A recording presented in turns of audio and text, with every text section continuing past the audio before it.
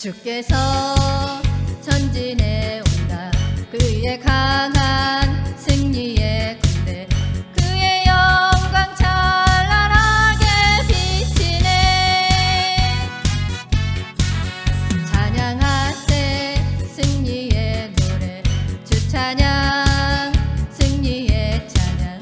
누가 당할 성가 주님의 군대.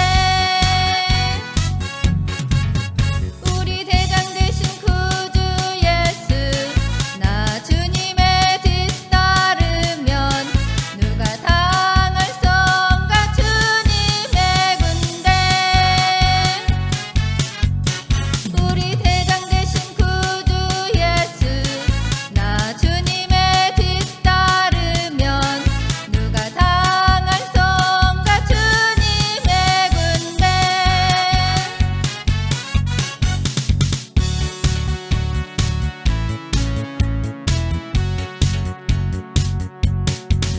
주께서 전진해 온다. 그의 강한 승리의 군대, 그의 영광 찬란하게 비치네.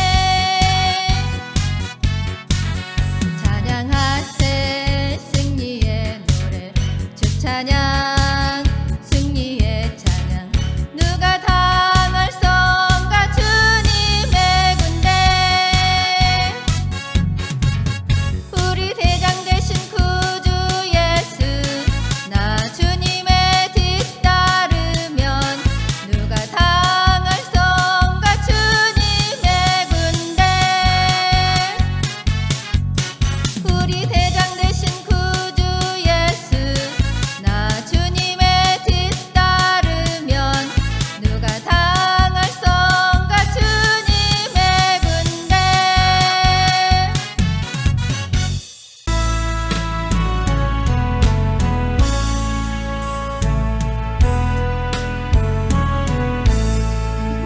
내 주의 보혈은 정하고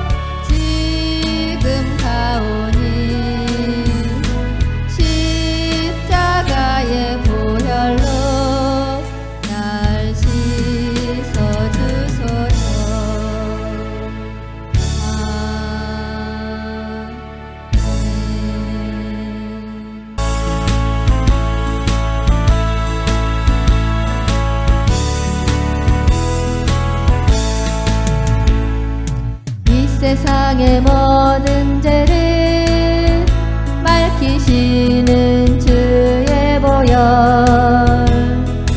성자 예수 그 귀한 피 찬송하고 찬송하세. 주님 앞을 멀리 떠나 길을 잃고 헤맬 때에 나의 뒤를 따라오사 친히 구원하셨도다. 흰 눈보다 더, 흰 눈보다 더 주의 흘리신 보혈로 희게 씻어 주옵소서. 가시관을 쓰셨으니 피로 얼굴 물드셨고 십자가의 모든 고통 나를 위해 당하셨네.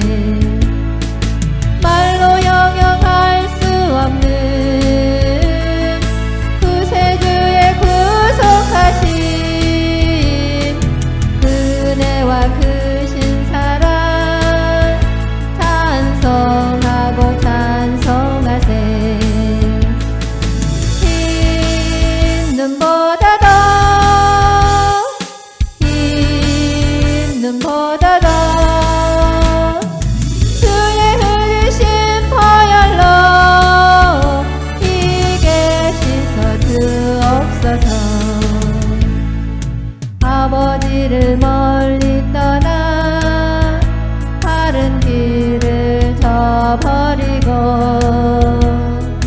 여러 가지 죄악으로 주홍같이 되었으니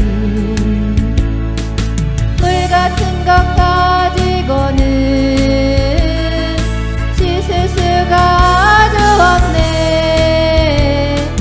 주여 귀한 보배 피로 날 정결케 하옵소서. 흰 눈보다 더, 흰 눈보다 더 주의 흘리신 보혈로 희게 씻어 주옵소서. 아멘.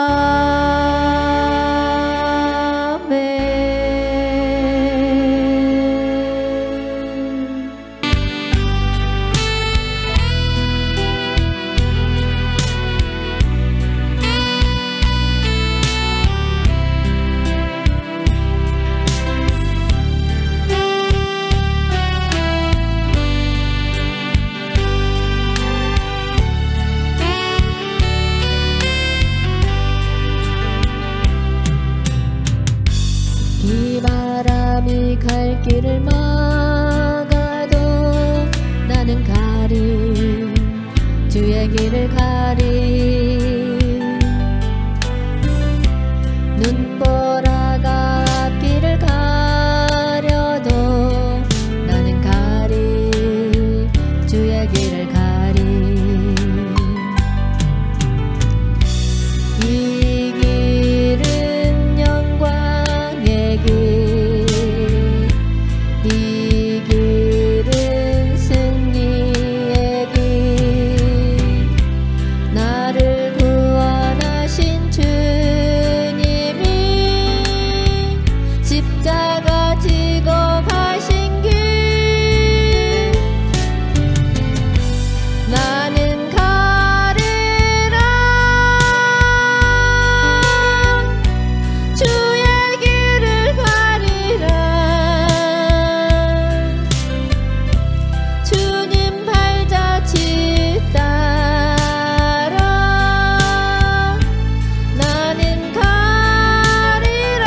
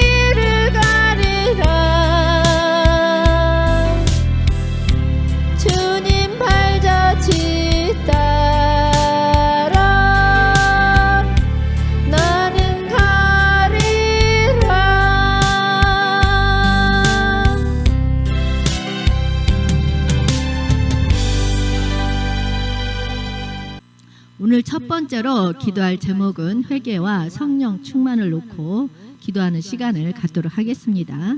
우리가 함께 묵상할 말씀은 시편 139편 23절 말씀입니다. 시편 139편 23절 말씀. 하나님이여 나를 살피사 내 마음을 아시며 나를 시험하사 내 뜻을 아옵소서. 아멘.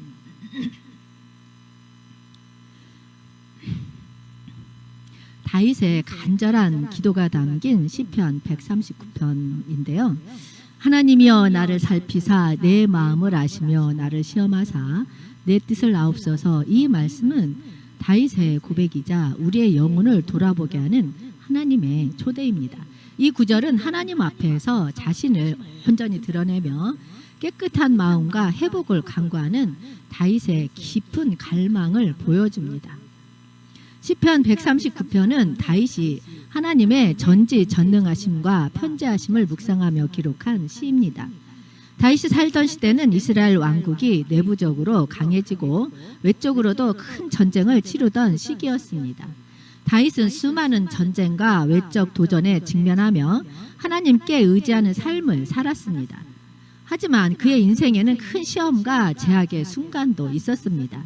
우리가 잘 아는 다윗과 밧세바 사건은 그가 하나님께로부터 멀어졌던 시기를 보여줍니다. 그럼에도 불구하고 다윗은 자신의 연약함을 인정하고 죄를 고백하며 하나님께로 나아갔습니다. 그가 나를 살피사 내 마음을 아시며 라고 고백한 것은 겉으로 보이는 자신의 모습이 아니라 마음 깊은 곳까지도 하나님께 드러내길 원했던 간절한 기도입니다. 당시 사람들은 종교적인 행위와 외형적인 율법 준수를 좋아했지만 다윗은 하나님께서 중심을 보시는 분임을 알았습니다. 그는 자신의 내면이 하나님의 뜻에 맞는지 살피시고 잘못된 길에서 돌이켜 하나님의 영광을 따르기를 원했습니다. 다윗의 고백은 단순한 감정의 표현이 아닙니다. 그는 하나님의 시선 앞에 자신의 영혼과 내면을 온전히 드러내며 자신을 시험하고 정결케 하시기를 요청하고 있습니다. 여기서 살피사라는 말은 하나님께서 세밀하게 관찰하시고 모든 것을 아시는 분이라는 믿음에서 나온 표현입니다. 우리는 종종 자신의 마음을 스스로 감추고 있습니다. 다른 사람들 앞에서 선하게 보이려 노력은 하지만 하나님 앞에서는 모든 것이 투명하게 드러납니다. 히브리서 4장 13절 말씀은 이렇게 말하고 있습니다. 지으신 것이 하나라도 그의 앞에 나타나지 않음이 없고 우리는 하나님 앞에서 어떤 것도 숨길 수 없습니다. 다윗은 이어 나를 시험하사 내 뜻을 아옵소서라고 기도합니다. 이것은 자신의 동기와 생각까지도 하나님의 시험을 받겠다는 결단입니다. 세상적인 마음과 하나님의 뜻에서 벗어난 자신의 생각들을 발견하기 위해서 하나님께 드러내겠다는 용감한 신앙의 표현입니다. 다윗은 나의 행위 중에 무슨 악한 행위가 있나 보시고 라고 말하며 자신의 삶을 하나님께 맡깁니다. 우리는 종종 자신이 가는 길이 옳다고 여기며 살아가지만 하나님의 뜻을 벗어난 길로 갈 때도 참으로 많습니다. 다윗은 하나님께서 자신을 살피시고 잘못된 길에서 돌이켜서 영원한 길로 인도해 달라고 간구하고 있습니다. 예수님께서도 말씀하시길 나는 길이요 진리요 생명이라 하셨습니다. 영원한 길은 오직 하나님께로부터 옵니다. 우리가 하나님께 나아갈 때 그 길은 단순한 종교적인 행위가 아니라 진정한 회복과 생명의 자리로 나아갈 수 있는 것입니다. 어떤 환자가 심한 통증으로 병원을 찾았습니다. 의사는 외적으로 아무 문제가 없는 것처럼 보이는 환자에게 엑스레이를 찍어보자고 권했습니다. 엑스레이를 통해서 환자는 몸 안에 깊숙이 숨어있던 문제를 발견하였고 의사의 정확한 진단과 치료로 환자는 회복될 수 있었습니다. 우리 영혼도 마찬가지입니다. 겉으로는 평안하고 건강해 보일 수도 있지만 마음속 깊은 곳에는 하나님께 드러내야 할 죄와 상처가 있을 수도 있습니다. 하나님은 우리의 영혼을 엑스레이처럼 살피시는 분입니다. 우리는 그분 앞에 나아가 자신을 온전히 드러내고 회복을 경험해야 합니다. 여러분, 다윗의 고백처럼 우리도 하나님의 시선 아래 우리 자신을 온전히 드러내야 합니다. 우리 마음과 생각을 살피시는 하나님께 나아가 잘못된 길에서 떠나 생명의 길로 인도받아야 합니다. 오늘 이 말씀을 통해서 하나님께 우리의 모든 것을 내어 맡기고 주님과 함께 회복의 기쁨을 누리기를 소망합니다. 사랑의 하나님, 오늘도 저희를 살피시는 주님의 사랑 앞에 나아갑니다. 저희의 마음과 생각을 주님 앞에 내어놓으사 성령님께서 모든 죄와 잘못된 동기를 깨닫게 하시고 정결하게 하여 주옵소서. 주님께 더 가까이 나아가 영혼의 회복과 평안을 누리는 은혜를 허락하여 주옵소서. 세상의 유혹과 잘못된 길에서 돌이켜 생명의 길로 인도하여 주시며 우리의 삶이 하나님께 온전히 드러나게 하옵소서. 주님의 뜻 안에서 참된 기쁨과 소망을 누리며 하나님의 영광을 드러내는 삶을 살아가게 하옵소서. 두 번째로 우리가 기도할 제목은 국가와 이정자들을 위해서 기도하는 시간을 갖도록 하겠습니다.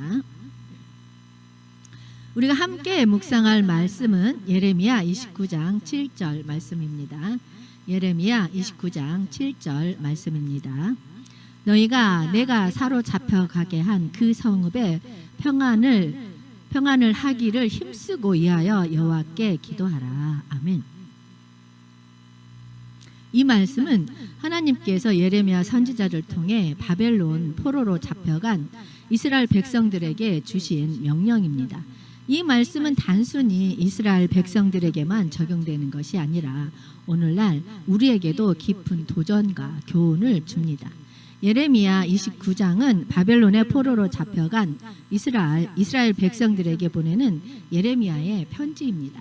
당시 유다는 바벨론 제국의 침략으로 인해서 멸망했고 수많은 백성이 바벨론으로 끌려가 이방 땅에서 낯선 삶을 살아야 했습니다. 이런 상황 속에서 이스라엘 백성은 깊은 절망과 상실감에 빠져 있었습니다. 특히 그들은 바벨론을 자신들의 적으로 간주했으며 그 땅의 평안을 구하기보다는 그곳에서 하루빨리 벗어나길 소망했습니다. 일부 거짓 선지자들은 그들에게 곧 돌아가게 될 것이다 라는 거짓 희망을 주며 하나님이 아닌 자신의 뜻대로 예언을 했습니다.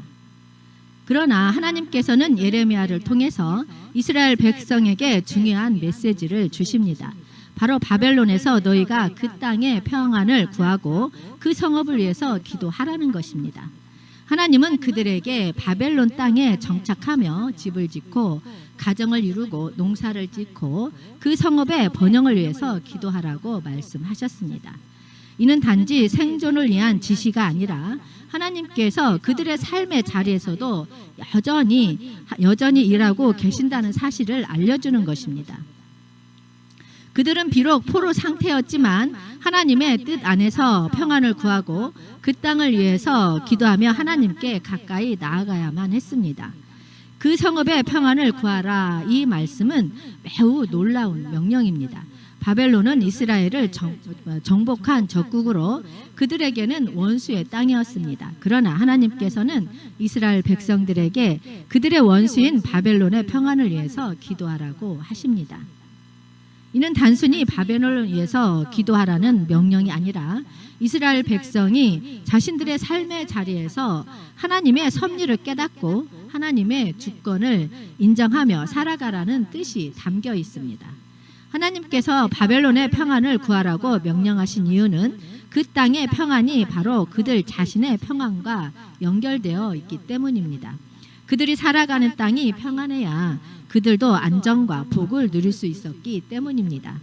이 말씀은 오늘날 우리가 살아가는 이 땅과 사회를 위해서 기도해야 할 이유를 분명히 보여줍니다. 우리가 살아가는 나라와 도시가 평안할 때 우리의 삶도 평안을 누릴 수 있습니다. 미국의 남북전쟁 시기에 유명한 링컨 대통령은 나라의 분열과 고통 속에서 항상 하나님께 간구했던 인물로 잘 알려져 있습니다. 그는 내가 항상 옳은 일을 하기를 기도하는 것이 아니라 하나님께서 옳다고 여기는 일에 내가 순종하기를 기도합니다 라고 말했습니다. 링컨은 자신의 국가적 이치와 책임을 하나님 앞에서 인식하며 나라를 위한 기도를 멈추지 않았습니다. 링컨의 기도는 단지 전쟁에서 승리하는 것을 구하는 것이 아니라 미국 땅의 평화와 화해가 이루어지기를 바라는 것이었습니다. 하나님의 평화와 정의를 이 땅에 이루는 통로가 되어야 합니다. 오늘날 우리는 많은 갈등과 분열, 불평등과 불의가 가득한 세상 속에서 살아가고 있습니다. 그러나 이 상황 속에서도 하나님은 우리에게 명령하십니다. 우리가 살아가는 나라와 사회 그리고 지도자들을 위해서 기도하라고 말씀하십니다. 우리가 살고 있는 도시와 나라가 평안하고 정의로운 곳이 될 수 있도록 간구해야 합니다. 우리의 기도는 단순히 형식적인 것이 아니라 하나님의 손길이 이 땅에 임하도록 간절히 중보하는 기도가 되어야 합니다. 여러분, 예레미야 29장 7절의 말씀은 우리가 단지 개인적인 평안을 구하는 데서 그치지 말고 하나님의 나라와 그분의 평화를 위해서 기도하는 삶을 살아가라는 것입니다. 우리가 있는 자리에서 그곳에 평안을 구하고 하나님의 뜻이 이루어지도록 기도할 때 하나님께서는 우리의 기도를 통해서 일하실 것입니다. 오늘 이 말씀을 통해서 우리가 속한 공동체와 나라를 위해서 더 간절히 기도하며 하나님의 평화와 정의가 임하는 은혜를 경험하시기를 소망합니다. 사랑의 하나님, 이 나라와 민족을 위해서 기도합니다. 주님께서 이 땅을 다스리시고 주님의 뜻대로 평화와 정의가 강물처럼 흐르게 하옵소서. 위정자들에게 지혜와 분별력을 주셔서 국민을 섬기고 하나님께서 기뻐하시는 공의로운 통치를 이루게 하옵소서. 갈등과 분열로 상처받은 이 땅을 회복시켜 주시고 하나님의 평강으로 채워주옵소서. 각자 자신의 이익을 추구하는 삶에서 벗어나 서로 사랑하며 하나 되는 공동체를 이루게 하옵소서. 우리의 기도를 통해 이 땅에 하나님의 통치가 이루어지고 많은 사람들이 주님의 이름을 높이며 찬양하게 하옵소서. 주님, 저희가 이 땅에서 빛과 소금으로 살아가게 하시고 주님의 복음이 이 나라에 널리 전파되어 모든 민족이 주님께 영광을 돌리게 하옵소서. 세 번째로 우리가 기도할 제목은 교단과 각 교회 담임 목사님들을 위해서 기도하는 시간을 갖도록 하겠습니다. 우리가 함께 묵상할 말씀은 요한복음 15장 16절 말씀입니다. 요한복음 15장 16절 말씀입니다. 너희가 나를 택한 것이 아니요 내가 너희를 택하여 세웠나니. 아멘. 이 말씀은 예수님께서 제자들에게 하신 귀중한 선언으로 하나님의 부르심과 선택의 은혜를 깊이 묵상하게 합니다. 이 말씀 속에는 제자들뿐만 아니라 오늘날 우리에게 주신 하나님의 거룩한 부르심과 사명에 대한 깊은 교훈이 담겨져 있습니다. 요한복음 15장은 예수님께서 십자가의 길을 앞두고 제자들과 나누신 마지막 교훈 중 하나로 포도나무와 가지의 비유를 통해서 예수님과 제자들의 관계를 설명하고 있습니다. 예수님께서는 제자들에게 내 안에 거하라 라고 말씀하시며 그들이 열매 맺는 삶을 살아가도록 권면하셨습니다. 당시의 상황은 로마 제국의 지배 아래 유대인들이 정치적, 종교적 혼란 속에서 혼란을 겪었던 시기로 제자들은 예수님을 따르는 사명이 결코 쉽지 않았음을 알고 있습니다. 예수님께서 이 말씀을 하신 의도는 제자들에게 그들의 사명이 스스로 선택한 것이 아니라 하나님의 주권적인 부르심이라는 점을 깨닫게 하기 위함이었습니다. 제자들이 스스로의 힘으로 사명을 감당하려 했다면 그들은 반드시 실패했을 것입니다. 그러나 예수님께서는 그들이 하나님께서 친히 택하신 자들이며 열매 맺는 삶을 위해서 세워졌음을 강조하셨습니다. 너희가 나를 택한 것이 아니요 내가 너희를 택하여 세웠다는 말씀은 우리의 신앙의 출발점이 하나님의 은혜라는 사실을 분명히 알려주고 있습니다. 우리가 예수님을 믿고 따르게 된 것은 우리의 선택이 아니라 하나님께서 먼저 우리를 택하셨기 때문입니다. 하나님의 택하심은 우리 삶의 모든 시작이 그분의 계획 속에 있음을 상기시킵니다. 또한 예수님께서는 제자들을 단순히 구원받은 자로 남겨두지 않으셨습니다. 그들을 세우셔서 하나님 나라의 일을 감당하도록 부르셨습니다. 제자들은 복음을 전하고 사람들을 하나님의 나라로 인도하는 거룩한 사명을 받았습니다. 이는 오늘날 교회 목회자들과 성도들에게도 동일하게 주어진 부르심입니다. 리빙스턴의 이야기는 이 말씀의 진리를 잘 보여줍니다. 리빙스턴은 젊은 시절 하나님의 부르심을 받고 자신의 삶을 복음을 전하는 일에 바쳤습니다.